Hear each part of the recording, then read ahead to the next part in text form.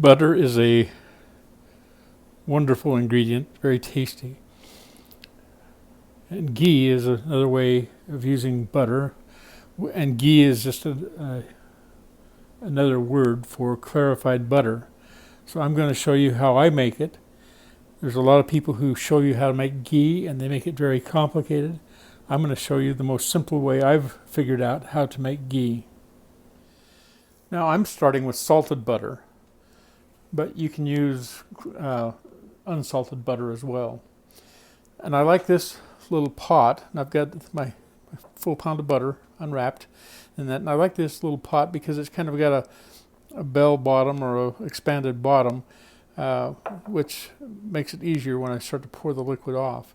But now is all I'm going to do. So follow me over here to the stove.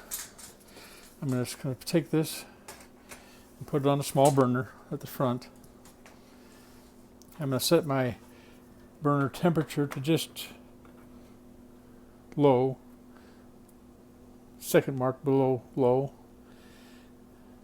and I'm just going to let that melt gradually for the next few minutes. It'll probably take a half hour or maybe 45 minutes because I just want it to melt slowly.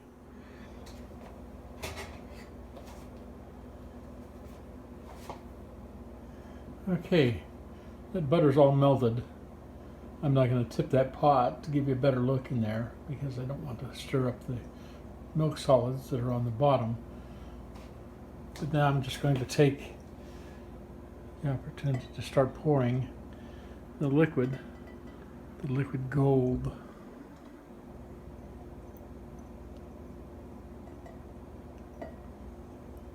Into this pot, into this 1 pint jar.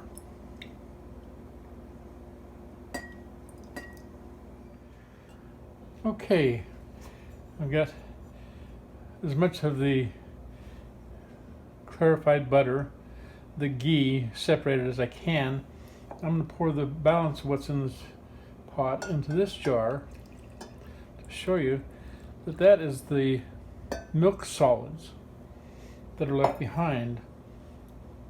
When you're cooking with butter, that is what usually burns or browns on you. It's also what, if you got a recipe that calls for browned butter, you want this left in your butter. You want regular butter. You don't want ghee because that is the part that browns. That white liquid, you can see the butter fat is still separating as it sets. But that white liquid, that cream, that milk, it's more of a milk consistency than cream, but that milk solids, that's also where most of the salt lives, in salted butter.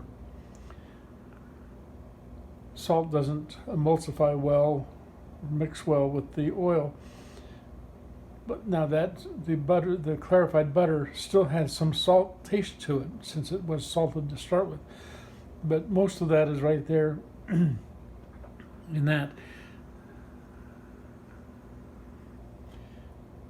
I will save that liquid and use it for something else, such as making a batch of biscuits or something where I require some dairy and some salt.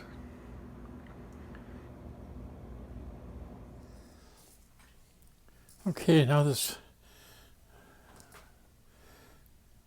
clarified butter, the ghee, has now solidified just at room temperature. And you can see what you've got there. And it's still a little bit soft. Now I want to take and show you what I'm going to do, how to, if you want to, pour off the liquid below from this solidified butter. So I usually take a skewer or something like that, just run a bead down the side of the jar below that solidified butter fat, then just pour off that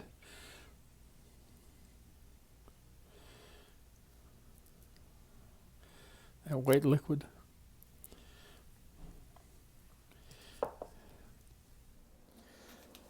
something else I thought I'd do just for the heck of it. Figure out how much sodium, how much salt there really is in a pound of butter.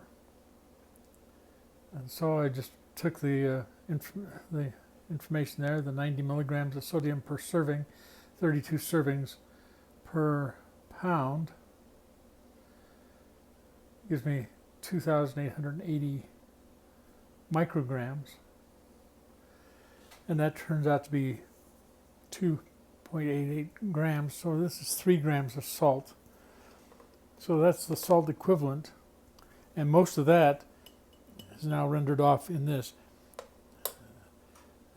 And so sometimes, and I know that sometimes recipes call for unsalted butter because they're going to add salt back in. But if you kind of have an indication as to how much salt is in the butter, you can go ahead and use salted butter and just not add the salt to the recipe. So it's just a matter of having control on your salt is what the reason that recipes do that. Anyway, there's making ghee the easy way. It requires a lot less time, a lot less filtering and stuff than a lot of the recipes that I've seen people try to make ghee out of. And if you buy ghee, you spend a lot of money at the store. You can spend, $10, $13 for, for 16 ounces of ghee at the store. If you got it at 8, that would be a bargain.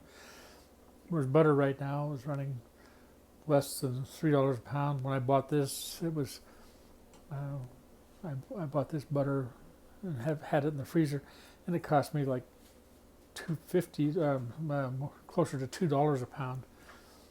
Anyway, it's very good cooking fat. I love eggs cooked in butter, and it's just my preferred oil for cooking.